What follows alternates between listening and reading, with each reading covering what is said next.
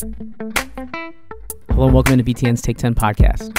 This is Alex Roux at BTN.com, and this is another football-focused edition of the Take 10 podcast, where during college football season we bring in a national media member to break down past weekend's events in not only Big Ten football, but also on the national level, and look ahead to the next weekend, what's coming up in the college football world. So this week we had on a member of the national media, member of The Athletic, and the All-American, which is the college football arm of The Athletic, and he also covers college basketball as well. That's Brian Hamilton. Brian actually is a BTN analyst as well. He's in studio. So I stole him from the TV side for a little bit and sat down in studio to chop it up about Big Ten football at the national level, and kind of reflect on the weekend that was, week 2 in college football, and look ahead to week 3. So on top of Brian's interview, which we'll get to in just a moment, we also did our regular Stat Head segment, which, if you're not familiar, is our segment with in-house researcher Harold Shelton, who breaks down Big Ten football kind of behind the numbers and gets a little more in-depth and gets his fingernails dirty behind the scenes as we march along here in the early season non-conference play. So it's always good to catch up with him weekly and kind of get behind those numbers. So before we get to those interviews with Brian and Harold, just want to issue a couple of quick reminders. First, if you have not subscribed to the Take 10 podcast already, please do so on Google Play, iTunes, Podbean, or YouTube. And YouTube's kind of unique because you can subscribe to the Big Ten YouTube channel, and that is where all the Take 10 podcast episodes are housed in their own separate category. So if you're listening on SoundCloud right now, definitely hop on over one of these subscription services, and that way you won't miss an episode of the Take 10 podcast, because we have one every week as we move along through college football season.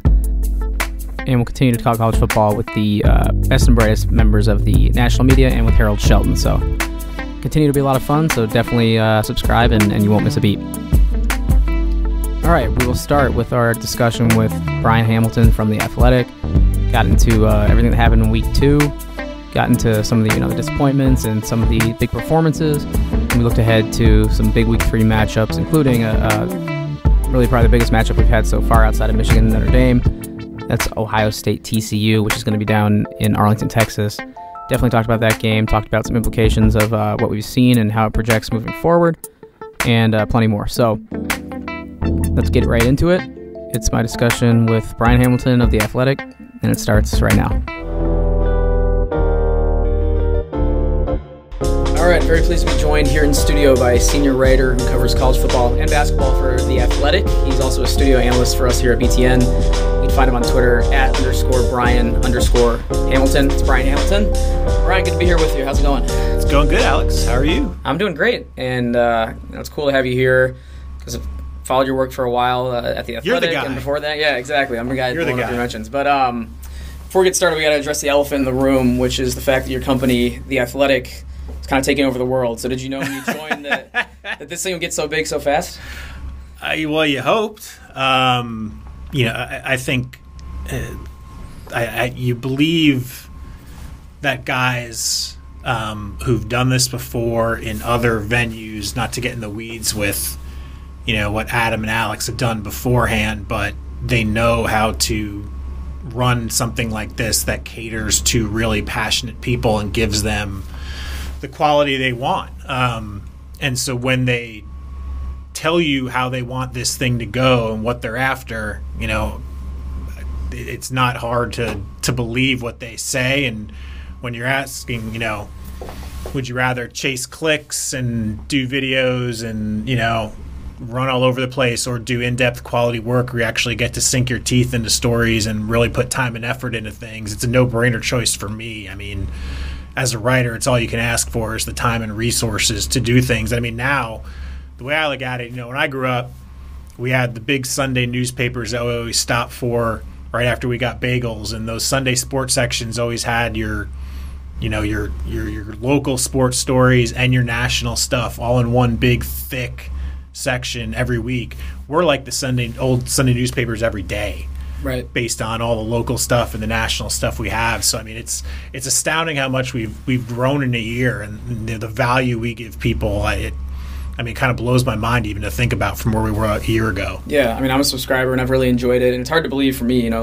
I followed since it started here in Chicago a couple of years ago, and it's hard to believe how big it's gotten. But I definitely recommend to listeners out there that haven't subscribed to The Athletic. And so do I. Free trial. TheAthletic.com, free trial. Give us a look. That's another thing, yeah. I signed up with the discounts. Seems like there's always good discounts out there, so definitely recommend it.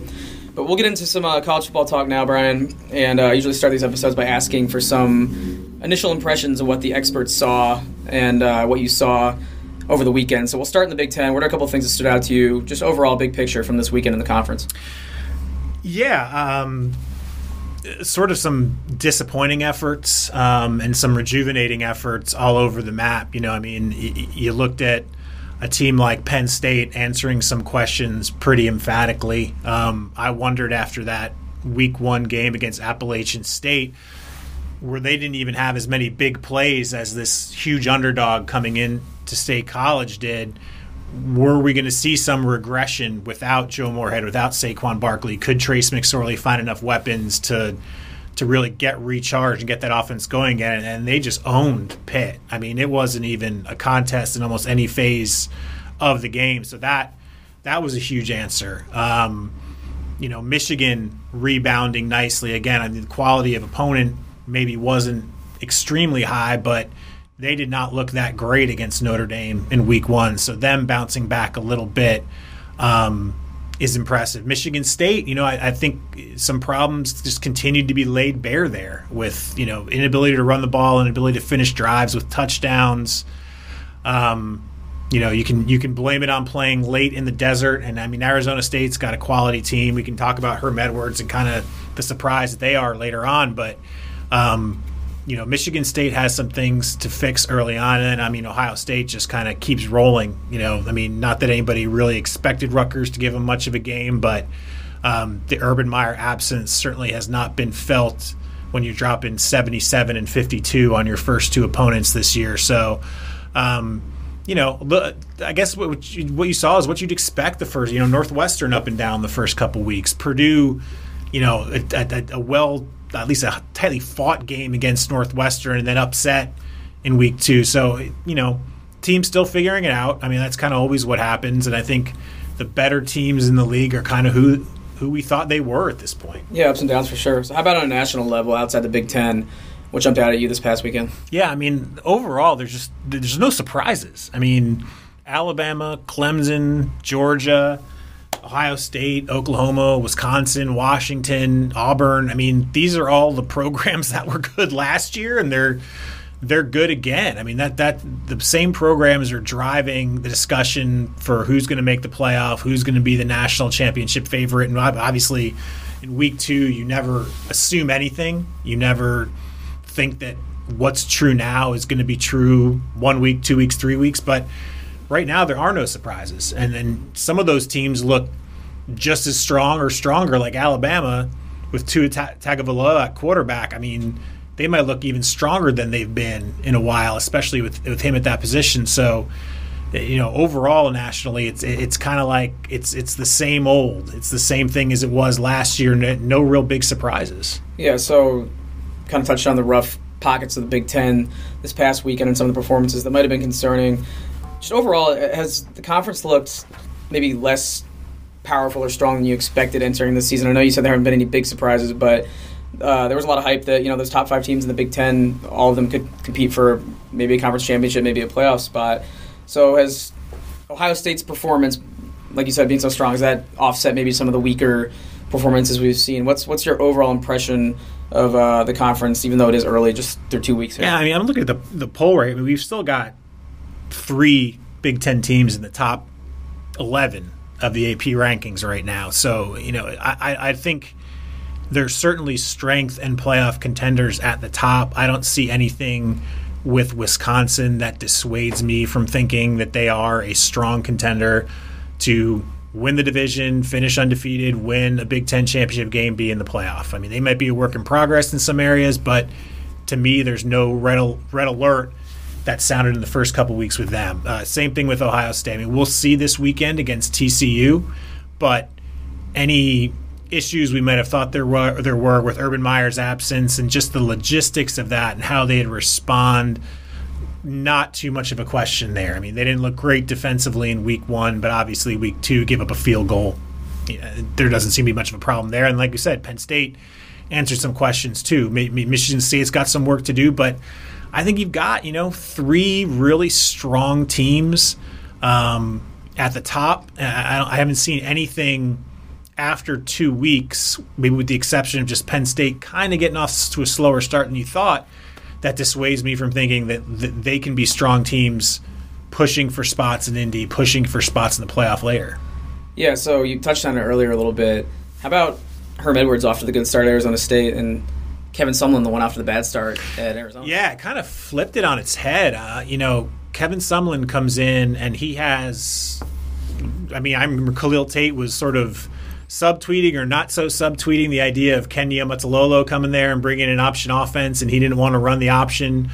They bring in Kevin Sumlin, who seems to have a tailor-made offense and a quarterback tailor-made for it. Khalil Tate, Sports Illustrated cover boy, Heisman Trophy preseason favorite, and they've just kind of fallen flat on their face in the first 2 weeks. It's the first time Kevin Sumlin's been 0-2 as a head coach. I think it's the first time he's been 0-2 as a coach at any position, any team since maybe his second or third year when he was at Wyoming or something. There's some odd stat like that. It's been a while. And then you had Herm Edwards, who everyone thought was just a lunatic hire, with a pretty strong-looking Arizona State team, 2-0 now, beating Michigan State at home. I wonder how long it can last, because if you look at who Arizona State plays down the line, I think they're on the road at Colorado. I wrote it down here. On the road at Colorado, USC, and Arizona. They're at Washington, Oregon as crossover games. So, it's a good start. I think, Kevin Sumlin can recover from this over time. People are just going to have to be more patient with him maybe than they thought they would have to be, although patience is not a virtue for many college sports fans. But, for Herm, I think he needed it. I think he needed a really good start to prove this wasn't just some sort of cockamamie hire out of nowhere. Sort of establish some viability right from the start. We'll see if he can continue it, because their schedule is not real easy. Colorado's a really good team. USC, as rough as it looked for them against Stanford, that's not going to be an easy game at USC. And then obviously Washington and Oregon are going to be tough. So we'll see how long they can sustain it. But I think it's almost more important that Herm Edwards got off to this start, so that we're not all talking about how terrible a hire this was for a while. Even if he winds up losing a couple of these games down the road, I think people will see it as being off to an acceptable start at least. Was that game more about Arizona State, or is there concern for you with Michigan State? It's very rare that schools do well on the West Coast. But, again, Michigan State was expected to be good this year. So was it more about Arizona State for you, or is it Michigan State's struggles? Yeah, I think probably a little bit of both. I think Arizona State's pretty good. Manny Wilkins is a good quarterback, and they have weapons. He can get the ball to some playmakers for them. But if you look at Michigan State, they still can't really run the ball. The offensive line is still a question. They're not getting after the quarterback. The pass rush just isn't there. The red zone offense needs work. I think they have 4 field goals versus 5 touchdowns and 10 red zone trips. It's just sort of not you want to be a little bit more lethal down there in those situations. So I think there's some concern. You can't take credit away from Arizona State, but there's so much more that Michigan State could do or should be doing that you have to wonder, how much more time they need to kind of get their act together. I know they have a bye week this weekend. I don't know that you can just figure out pass rush, red zone offense, improved offensive line in a week 3 bye week. But yeah, they're probably a little farther behind the curve than most people would have thought based on where they were ranked at the beginning of the season. I thought they'd be a little farther along. I have a lot of confidence in how they usually bring along offensive linemen, playing a lot of guys early to create depth down the line, but performance just isn't there. The run game just isn't there. And if the run game's not there for them, everything else kind of doesn't really fall the right way domino-wise. Sure, and we'll take it from East Lansing now to Ann Arbor, where maybe a little bit of that concern was alleviated that was coming out of Ann Arbor. I don't know if you were in the camp of don't panic yet. I know some media members were exercising caution and preaching some patience to Michigan fans. What's your level of concern with Michigan after the Notre Dame game, seeing how Notre Dame performed against Ball State, and was any of that, if you had it, alleviated watching them against Western Michigan? Yeah, I still think the context is Notre Dame. It's you play at home against a team that you should beat fairly easily, and you do that, 100% high marks for executing what you should do. Also, what you should have done if you were a real viable top 10 playoff type contender is be better against Notre Dame than you were in week 1. I get that it's tough.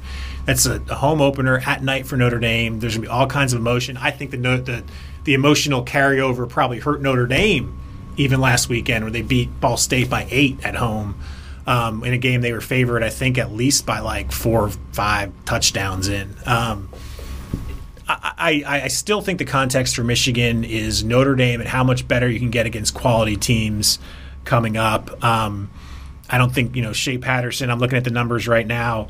Yeah, 3 touchdown passes, 12-17, 125 yards. That, to me, an efficient night for sure. Crazy, statement game. Not sure I'm there with that yet.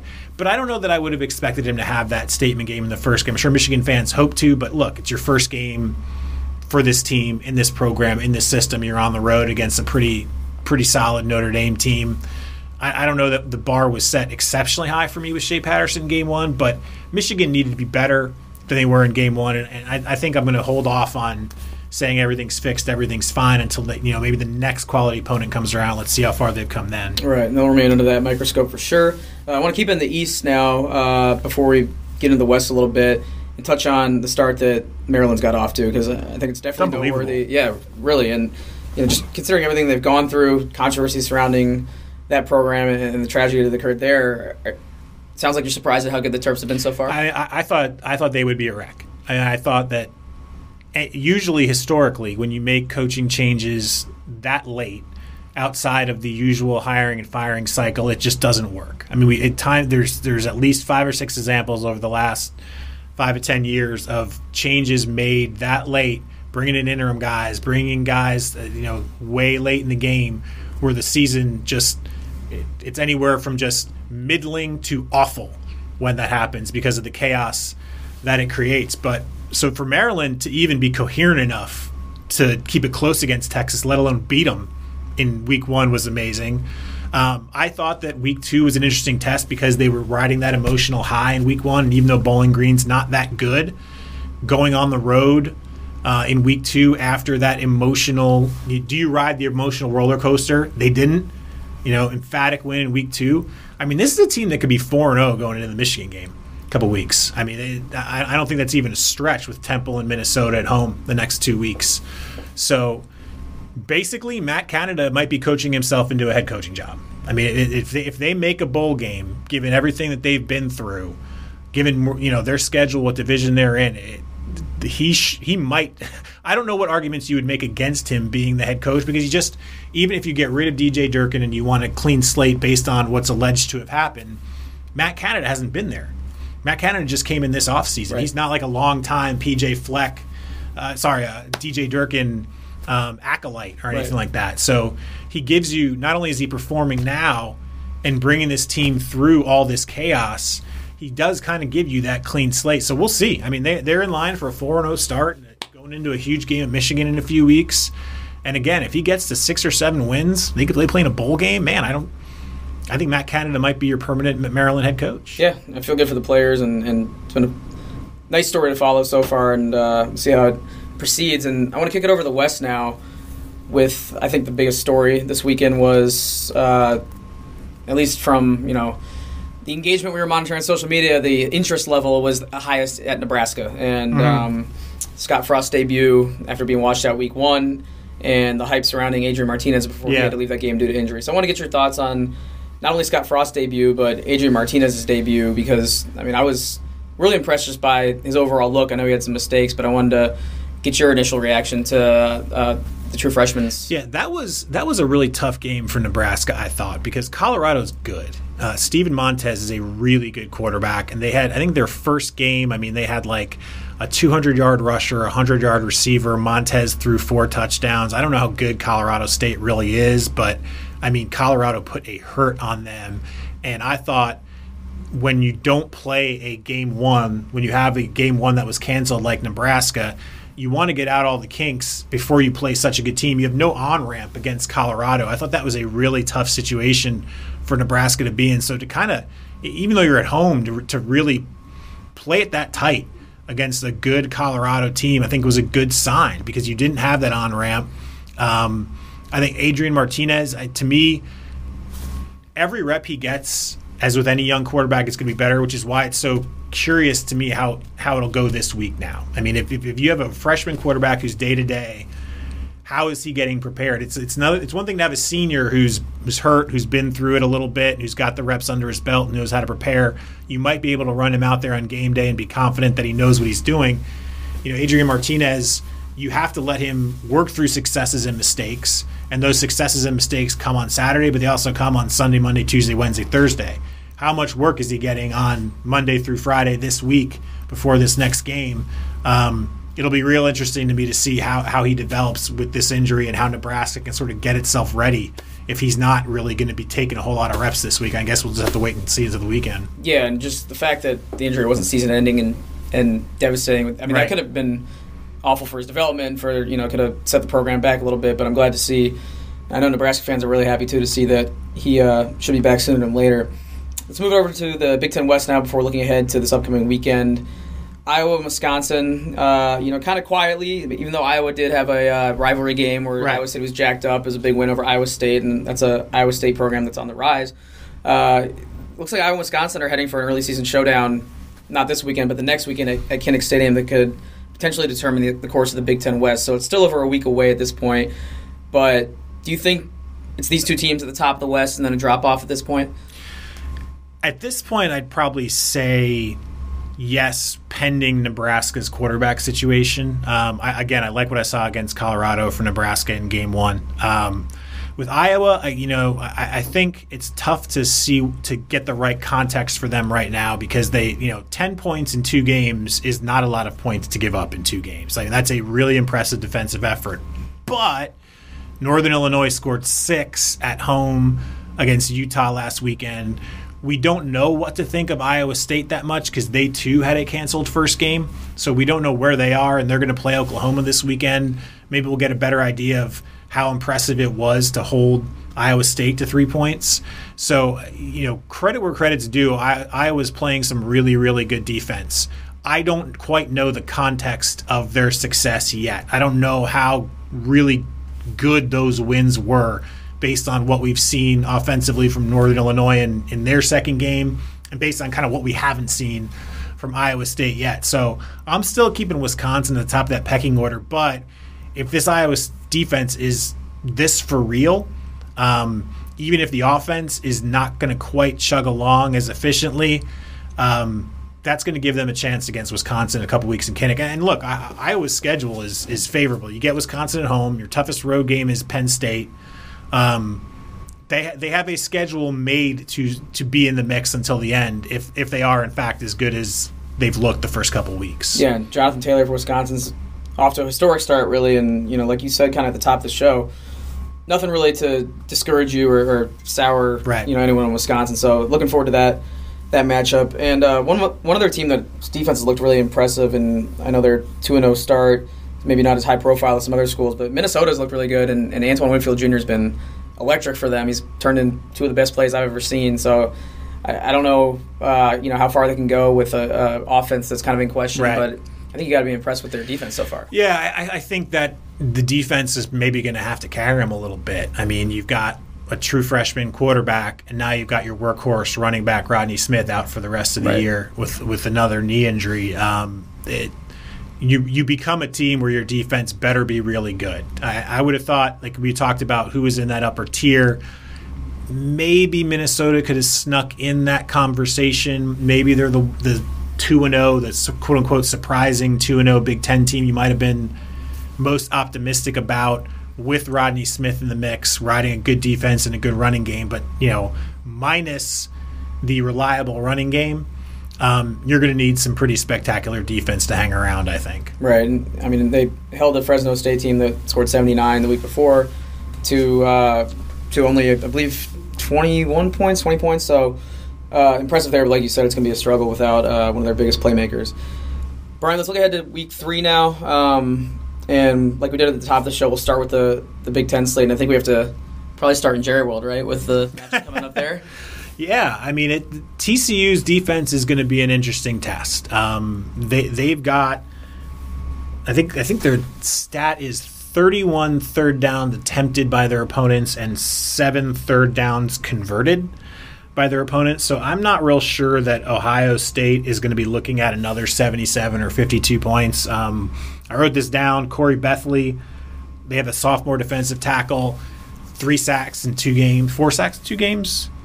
Four tackles for loss, 3 sacks already. I wrote it down. I had to double-check my numbers. But I think they're going to have their best offensive game plan to date. I don't know that TCU is top of the Big 12 caliber. I don't know if they're really a playoff caliber team. I know they're in the top 25 right now.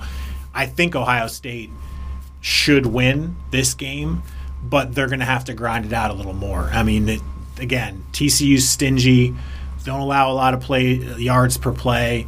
They get off the field on third down defensively. They get after the quarterback pretty well so far. So you're going to need a pretty good offensive game plan and a pretty well-executed plan in order to create some separation against TCU this weekend.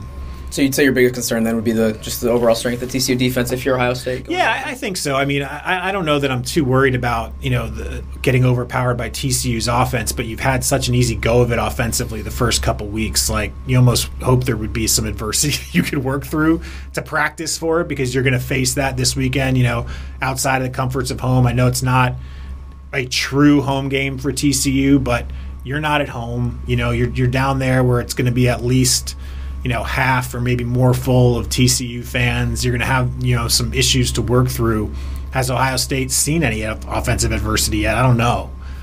So we'll see how they react this weekend, because I think TCU is going to make them work for it. Sure. And this opinion will probably be determined by this game this weekend, or at least shaped a little bit by it. But has Ohio State looked to you so far they're on the same level as teams you mentioned, like Alabama and Georgia, just look so strong right out of the gate?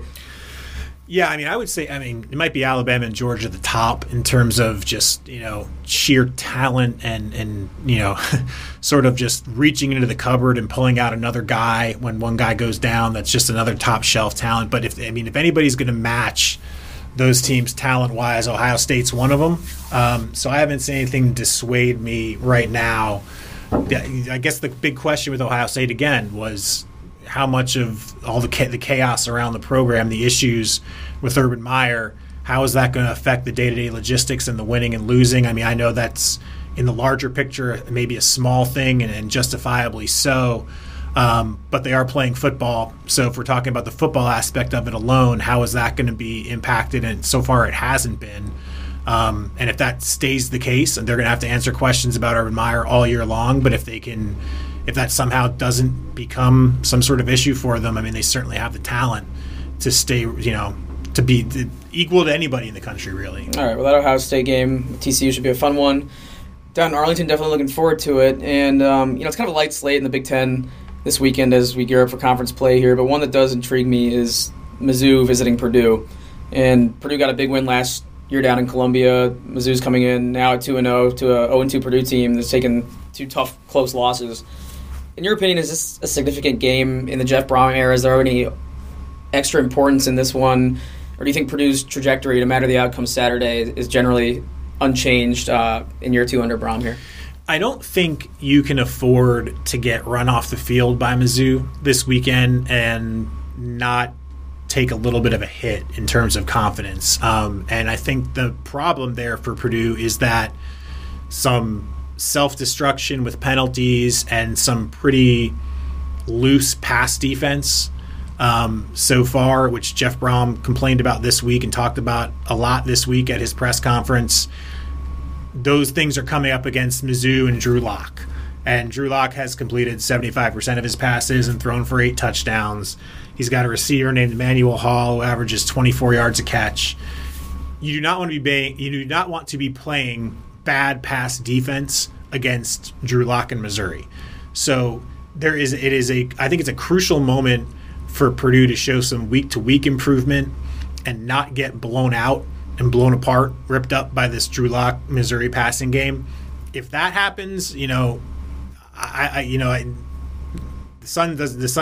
world doesn't end, but you don't want at this point, after a couple of disappointing losses to start the season, just get railroaded right off the field and show no marked improvement, you're going to take it. Your confidence, the overall confidence in the direction of your program, it takes a little hit at that point.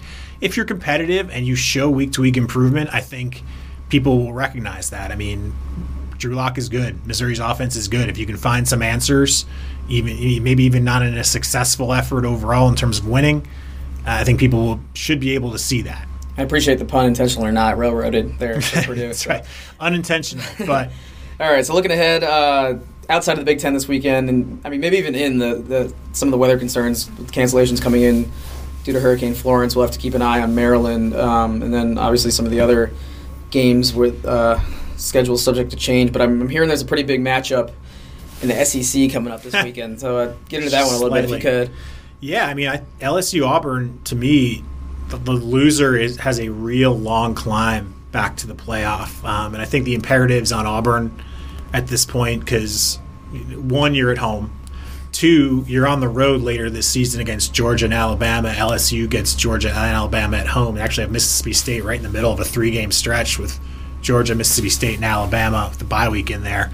I think it's a real imperative game for Auburn not to let slip at home, because I don't know where you make up ground later on, or certainly your room for error is almost zero at that point, whereas LSU can kind of go back to Death Valley and sort of hunker down and hope that everything's okay. I think it comes down to quarterbacks. Both these teams defend the run sort of equally ferociously, and so who can step up at quarterback and make plays? And Jarrett Stidham's got 2 touchdown passes this year, but to me, he's still Jarrett Stidham. He's still a better option than Joe Burrow. So I would think Stidham is the difference in this game, opening things up just a little bit against LSU's defense. That probably gives Auburn enough to win. But hey, maybe this is Coach O's magic year. Maybe he's got the magic touch. And I mean, if you get a road win at Auburn early on, I mean, you are in good shape if you're LSU. Yeah, a long way to go. But if Big Ten fans want to see a game with potential playoff implications, that's definitely the one to keep an eye on. And Brian, a lot of good stuff, and just want to do one more thing before I let you go. Each week I try and pick out a moment that's maybe more unique or heartwarming or kooky that comes off the field and touch on it. I don't know if anything jumps to your head off the top, but one that I saw was Tom Allen running off the field after the Indiana win. I don't know if you saw this, but he was high-fiving the students, and he kicked the trash can over. Did you see that when he was running off the field? I did not. I'll have to show you the clip. It was one of those things that you think the game's over, and that's all there is to see. But he runs off, high-fives the student section, and then there's a trash can kind of in his way, and he just kicks it out of the way, and it was one of those viral moments. That's one that stood out to me.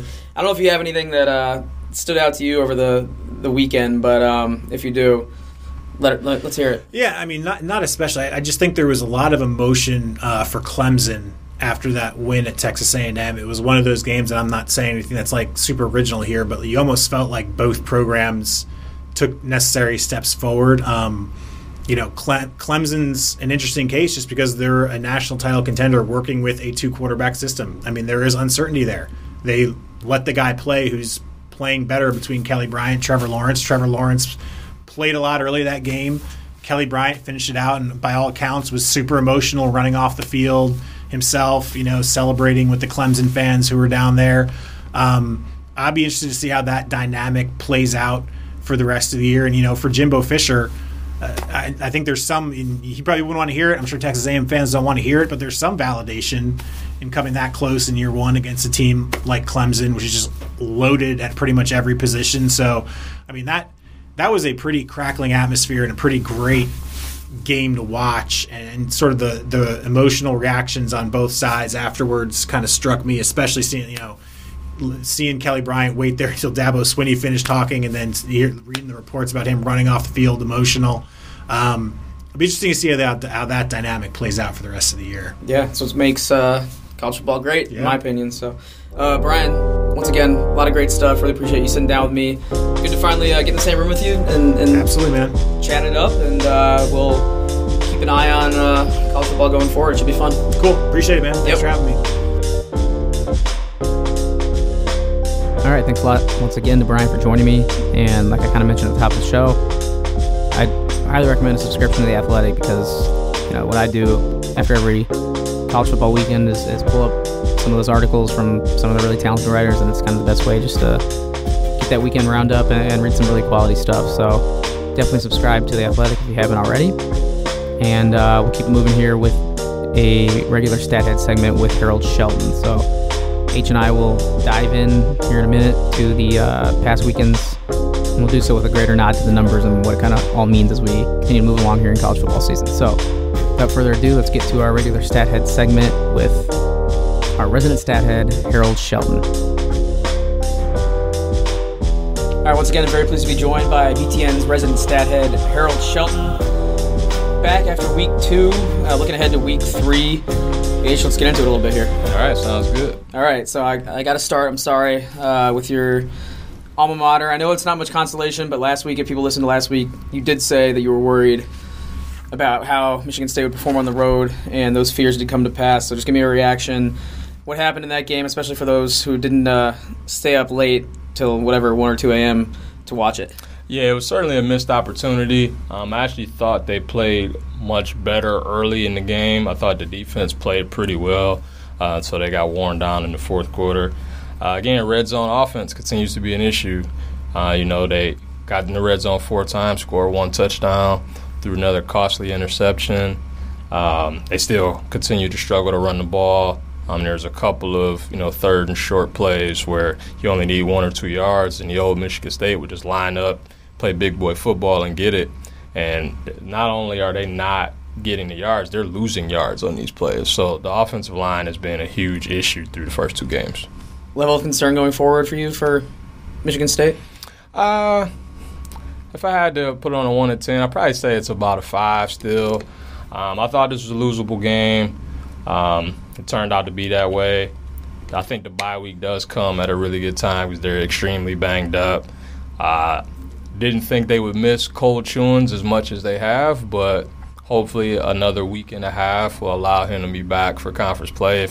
If they can get through that Indiana game next week, they get Central Michigan after that. They get Northwestern at home, who's been struggling after that. So there's still a lot of time left.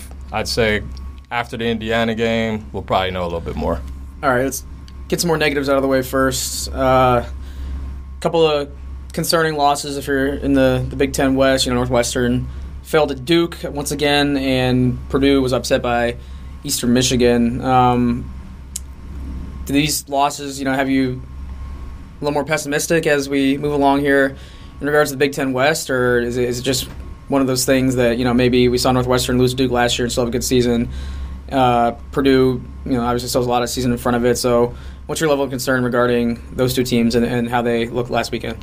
Yeah, with Northwestern, I think it's kind of a wait-and-see issue. I feel like their hands are kind of tied because, as Pat Fitzgerald said post-game, the decision to play the quarterbacks isn't really up to him. The doctors pretty much tell him, hey, this is how much Thorson can play. And so his hand is forced when TJ Green has to come in the game and play. We'll see if that continues for the rest of the season or how long it continues in general. But as of right now, the way their offense is, I don't know if there's really much they can do to fix it. I still think the defense will be fine as the season goes along. They got a really good front 7. But the way that they play offense, they like to run the ball. They don't have a lot of explosive plays. And when stuff broke down in the past, Thorson would be a guy that would be able to create some things on his own. You can run QB draw with him. He would be great in the red zone. And they just can't do that right now. And regarding Purdue, what has troubled you most with them in their 0-2 start? I mean, Northwestern, I don't think there's any shame in losing to them game 1. But obviously, do not expect Jeff Brom and Purdue to lose to Eastern Michigan last weekend, I don't think. Purdue should be 2-0. I mean, simple and plain, they should be 2-0. But they're 0-2, and a big reason why is because they just continue to shoot themselves in the foot. 9 penalties again. They had the costly penalty, unsportsmanlike, after they took the lead, didn't allow them to go for 2, so they wind up kicking an extra point, and they wind up getting a personal foul after getting a sack on 3rd down, which kept Eastern Michigan's drive alive, and they lose by 1. The week before it was the same thing. They get a costly personal foul penalty, which allowed Northwestern to run the clock out. So they just continue to, shoot themselves in the foot. They don't do the little things. I mean, they're 2-6 in one-possession games under Brom since he's been there. And, it's one of those things where it takes a while to develop a culture.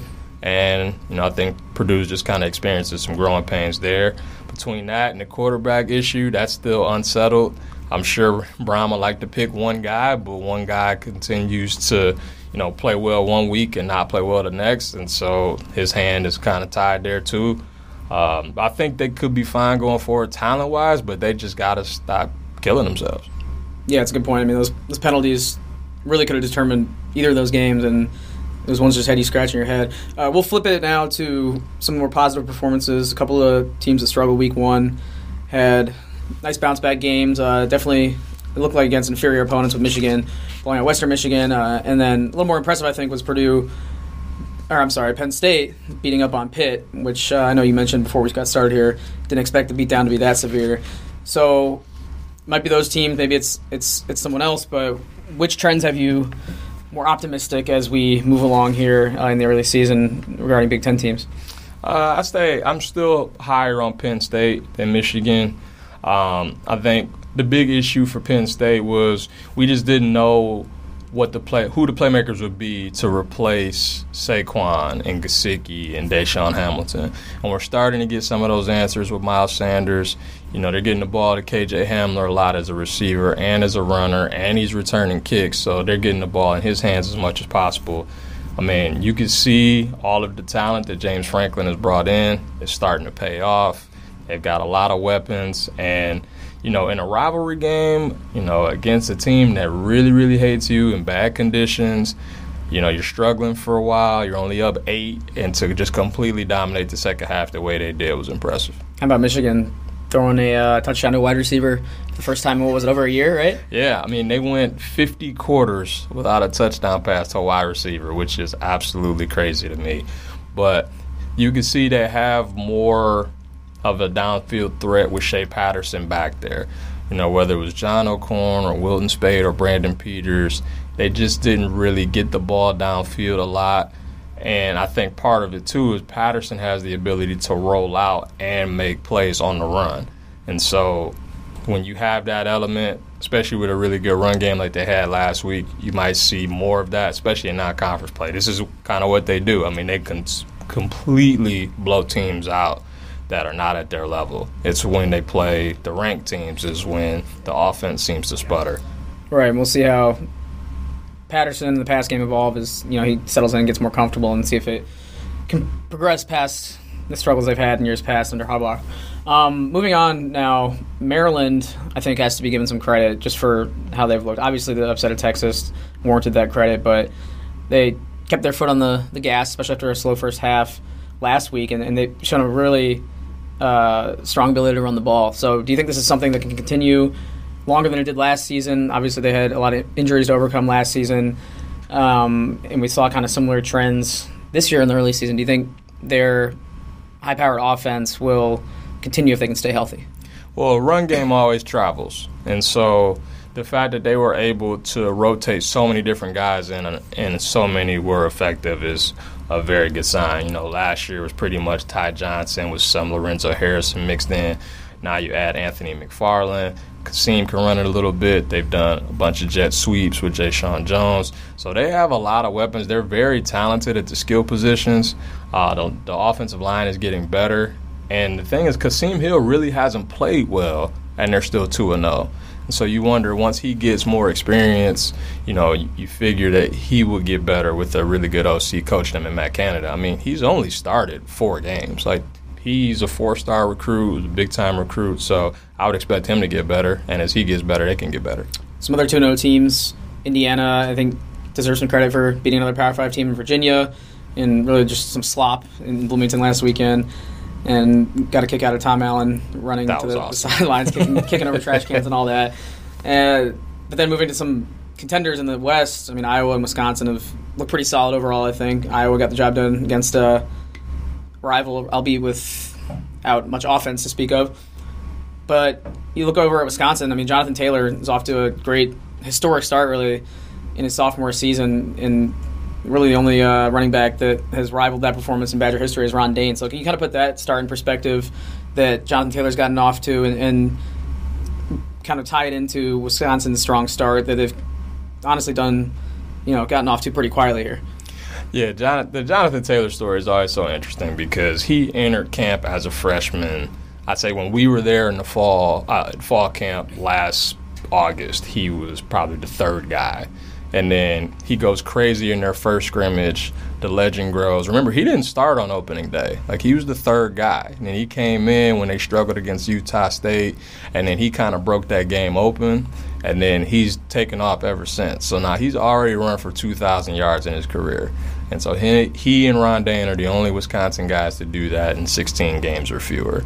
And you see last week, career day, 33 carries, 253 yards, 3 touchdowns. Still a little concerned with ball security. He lost another fumble. I would say that's the one thing that he really needs to work on. He's fumbled 10 times, lost 8 of them. That's a pretty big number. Last year they had to take him out of some games when they got in the red zone just because of the ball security. It was good to see that he still got over 20 carries after the fumble this past week. I mean, I would say he's probably one of the Heisman favorites at this point.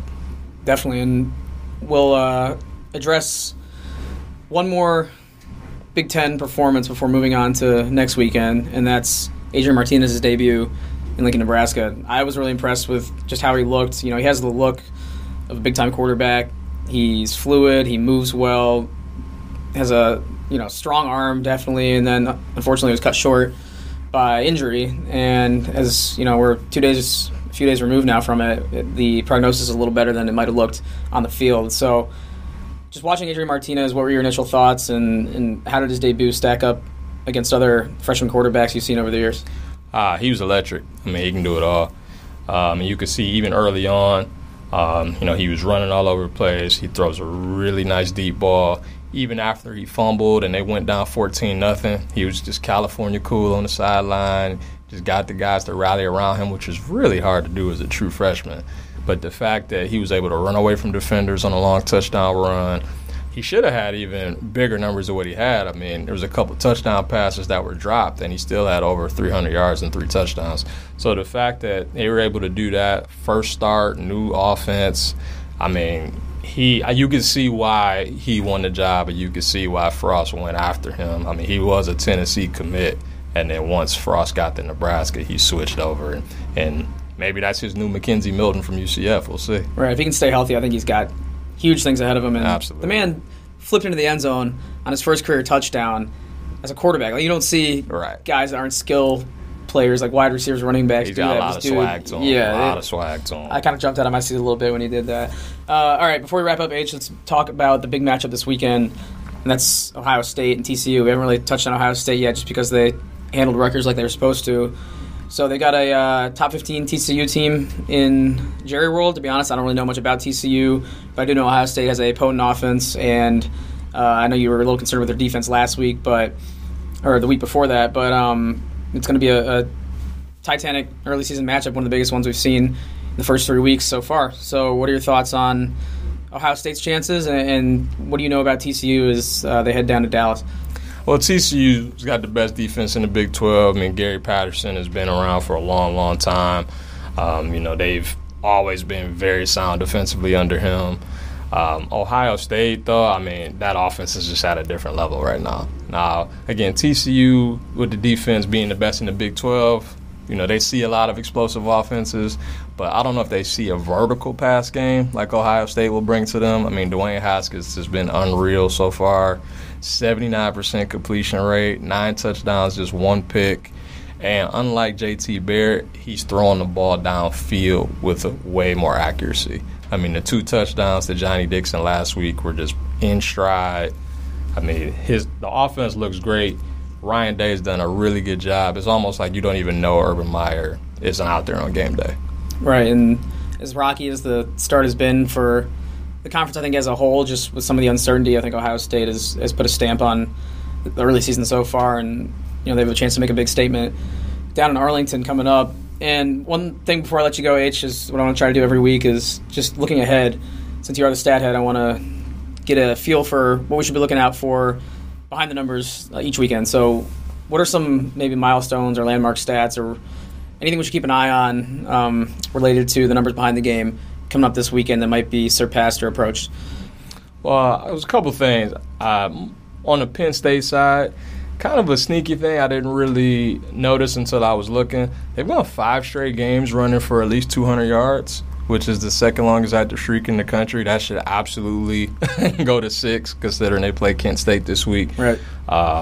They've also been great at home, and they've won 19 straight against unranked teams, so I would expect all of those streaks to continue. And for Illinois, their opponent, South Florida, I mean, that is a potent offense. I mean, they lead the country. I mean, they have the longest active streak of scoring 20-plus points. I believe it's at 32 straight games now. And so I don't know if Illinois will be able to stop them. They couldn't last year down in Tampa. We'll see if it's any different at Soldier Field. That Soldier Field grass, it's the only thing that can slow down South Florida if Illinois can't. So we'll have to see. They could use some rain there, too. Yeah, and Lovey's back at his old stomping ground. So yep. Be an interesting weekend. Should be a lot of fun. Once again, as always, a lot of fun sitting down with you. And same time, same place next week. Sounds good. Looking forward to it. All right, one more shout out. Thanks again to Brian and Harold for joining me. A lot of fun talking to those guys and really starting to settle in here to college football season. It's the second Football Focus episode of the season. Obviously, we're heading into week 3, so we'll keep pumping these out. And I'll keep having a lot of fun watching college football, talking about it, and getting these episodes out to you guys. Hopefully, you enjoy listening to them as much as we enjoy making them. And speaking of the production side of things, just got to give a shout out to my producer, Julie Bronder, who's filling in and doing a great job. And my other assistant producer, Colleen Degnan, who's been a big help as well. Shout out to both of them. And thanks, as always, to everyone out there for listening. Same time, same place next week. We'll come at you midweek with another guest and some more quality college football discussion. And until then, we'll talk to everyone next time here on the Take 10 podcast.